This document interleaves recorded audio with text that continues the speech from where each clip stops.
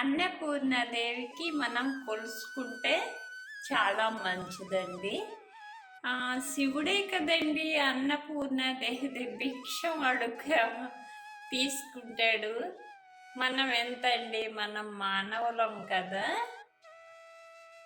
ఏమి అన్నపూర్ణాదేవికి కొత్తగా పెట్టుకునేవారు ఏమీ భయపడకండి. దేవీ మాత అన్నీ చూసుకుంటుంది. దేవీ మాతకి ఇలాగా మనము కిచెన్లో ఈశాన్య మూల పెట్టుకొని మనం స్నానం చేసేసిన తర్వాత మనం వంట చేసుకుంటాం కదండి. ఆ రెగ్యులర్ వండే అన్నము తీసేసుకోనండి, కొంచెం ముందు అన్నం తీసేసుకొని ఒక ప్లేట్లో పెట్టుకొని దానిపైన కొంచెం నెయ్యిని బెల్లం వేసేసుకొని నైవేద్యంగా మనము సమర్పించవచ్చండి. రోజు విగ్రహాలు పెట్టుకుంటే చాలా నిష్ఠతో పూజ చేయాలంటారు కదా, అలాగని కాదు, మా ఇష్టం అండి. దేవీమాత పెట్టుకొని మనం పూజ చేసుకోవచ్చు.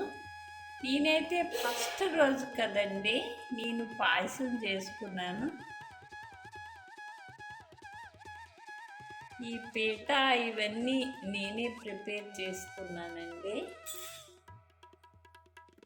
ఇంతేనండి మా అన్నపూర్ణాదేవికి మీరు కూడా ఒక నమస్కారం పెట్టుకోండి.